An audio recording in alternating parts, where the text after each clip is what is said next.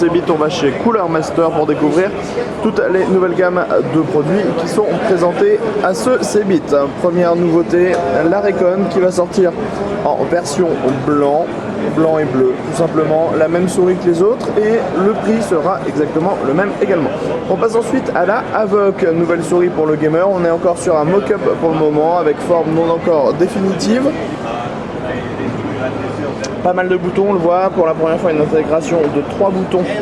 Ici on a un capteur Avago 9800 DPI, un capteur Avago 9800 en optique à 8200 DPI. Bien sûr on va pouvoir changer toutes les couleurs, il y a 8 boutons programmables et il y a 128 kilobits de mémoire. Ensuite on a deux nouveaux dissipateurs pour le gamer.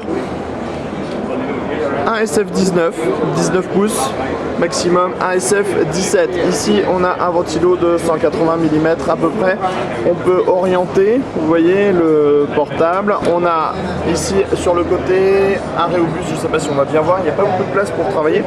Et ici sur le modèle 17 pouces on a deux ventilateurs en 140 mm, un 80 mm. Et bien sûr Reobus, système de gestion de ventilation et système d'éclairage également. On continue maintenant avec le Aluminium Series. Cooler Master nous propose 4 produits dans cette nouvelle ligne. Alors on le voit par rapport au CES, ça a changé, c'est plus entièrement en gris clair. On a l'intégration du logo CM Storm sur tous les composants. On a donc le tapis de souris, la souris qui s'appelle la Reaper avec un capteur 8800 DPI. On a l'arrière en aluminium, la molette en aluminium, le bouton pour le snipe. Une souris plutôt sympathique qui se prend bien en main avec des larges patins derrière, système de réglage de poids, molette en aluminium comme on le disait. Avec ça on aura aussi le casque Pulse, donc on reste sur la même thématique. Aluminium, cerclage, on a tous les prix, on vous les donnera dans la news qui vous parlera de chacun des produits. Ça reste relativement cher hein. Sur le clavier mécanique par exemple on est à 129 €. On a donc aussi en aluminium le clavier mécanique. On retrouve ici la signature CM Storm. On aura des switches rouges pour la France puisqu'on utilise principalement des switches rouges par chez nous. Quand on voit l'ensemble, donc clavier, tapis de souris et casque, ça donne plutôt pas mal. Allez, on passe aux alimentations avec les nouvelles entrées de gamme qui se nomment B500, B600, B700, plus à destination de l'intégration, ventilateur de 120 mm plutôt classique, câble pas forcément gainé, connectique, on le voit, on a 2 PCI Express sur la 500 watts, 2 PCI Express sur la 600 watts et 2 PCI Express également sur la 700 watts. Un des modèles qui nous intéresse plus, c'est la nouvelle gamme V avec la 850 1000 watts, 700 watts, alimentation qui sont en 80 plus Gold. Ici on a également des câbles qui sont full modulaires et un ventilateur qui est de type, on est en train de chercher, je dirais 135 mm ou 140 mm, 135 mm pour sûr même. On a bien sûr les OVP, les UVP, les UOPP, OTP, SCP, toutes les protections. Pour les tarifs, on vous dit de vous reporter bien sûr toujours sur la news. On a ici les nouveaux icebergs en version finale. Alors on pourra acheter la pompe toute seule, ça s'appelle l'iceberg solo. Dessous c'est des raccords de type classique 1/4. On voit on a une petite vitre qui permet de voir l'intérieur de la pompe. Base en cuivre, on a donc aussi le waterblock. On l'aura en 120 mm, en 240 mm.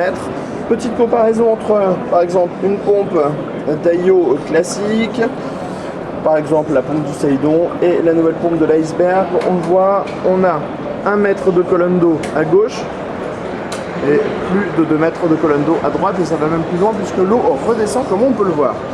Bien sûr, avec la pompe, Cooler Master nous l'a précisé, on peut coupler différentes choses, par exemple des cartes graphiques et relier le tout à un gros ventilateur. On passe rapidement sur la partie des accessoires mobiles et on va tout de suite s'occuper des nouveaux boîtiers.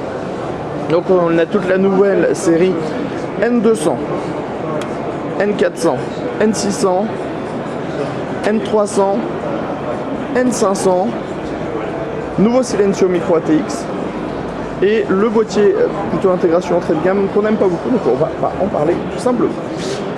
Le Silencio, donc boîtier de type silencieux micro ATX, ça c'est plutôt une bonne idée. On ouvre la porte, c'est isolé.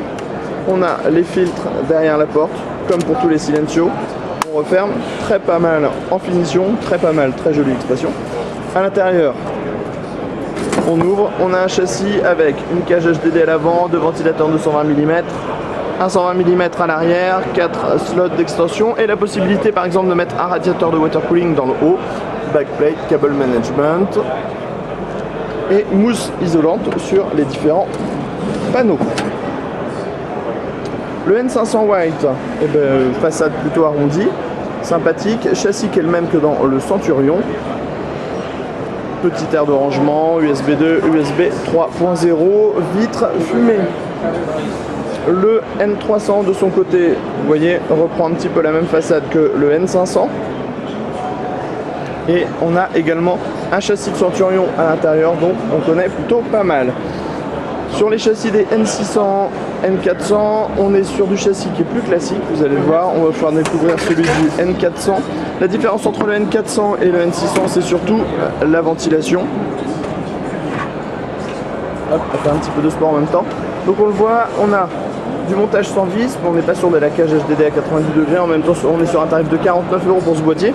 On a des ventilateurs en 120 mm et la possibilité de mettre un radiateur de water cooling en 240 mm sur le côté et également en haut puisqu'on a les grilles. On termine avec le N200, un boîtier plutôt intéressant. Façade en mèche, châssis avec accès backplate, cable management, cage HDD dans le bas et là aussi la possibilité de mettre un radiateur de 240 mm à l'avant du boîtier. Donc pour un IO c'est possible, alimentation.